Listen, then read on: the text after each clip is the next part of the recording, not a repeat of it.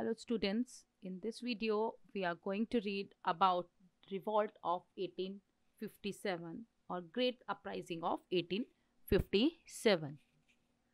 Indian Mutiny, also known as Sepoy Mutiny or First War of Independence.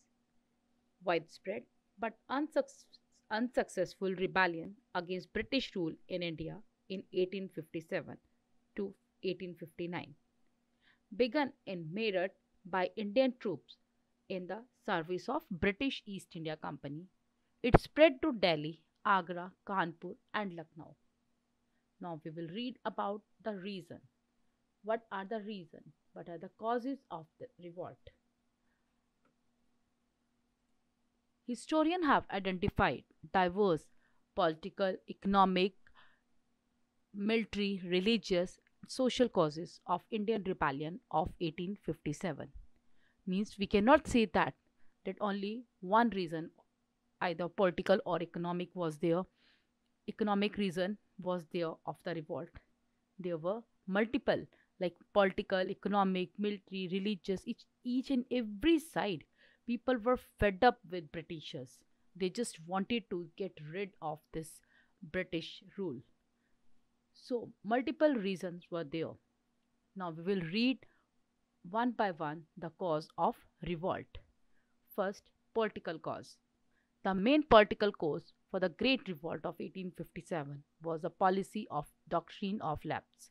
It was an annexation policy purportedly used by Lord Dalhousie, as per which any princely state or territory under the British East India Company would automatically be annexed if the ruler died without a male heir. Means this policy was started by Lord Dalhousie, okay, in 1856. According to this policy, if any Indian ruler would die without a male heir, means there will be no successor, no real successor of the king, then he would not be allowed to adopt any other heir. So under this, many states like Satara, Jaipur, Sambalpur, Jhansi were captured by Britishers. These were the political causes. Next, we will read about economic cause. The most important cause of popular discontent was British policy of economically exploiting India. This hurt all sections of society. The peasants suffered due to high revenue. Revenue means tax, demands, and the strict revenue collection policy.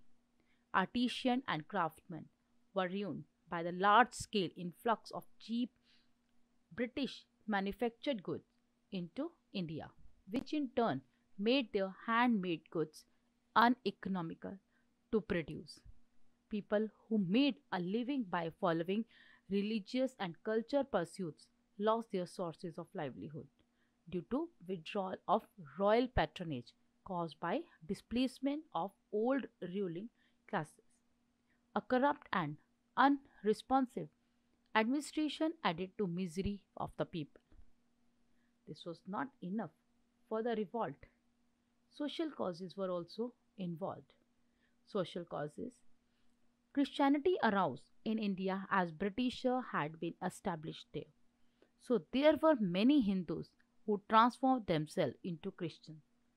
They were transforming themselves because it was told by Britisher that if anybody want to take the benefit of their ancestral property, they have to join Christianity. They have to transform themselves into Christianity. So this hurt the Hindus as they left their own natural caste.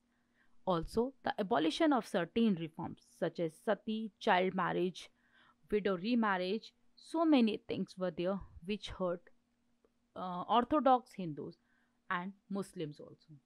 So these were the social causes. Next is immediate cause.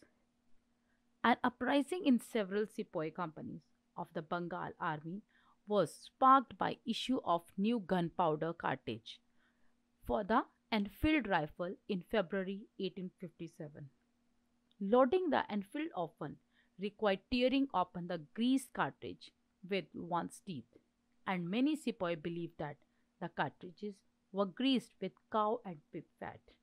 It means now Britishers have just introduced new Enfield rifle, which they have to fill a cartridge, okay, and people were believing, means Indians were believing, that cartridges were greased with cow and pig fat, which was polluting their religion. Okay, so that's why they refused to use that Enfield rifles. So this was the immediate cause. I hope this is clear. Thank you very much.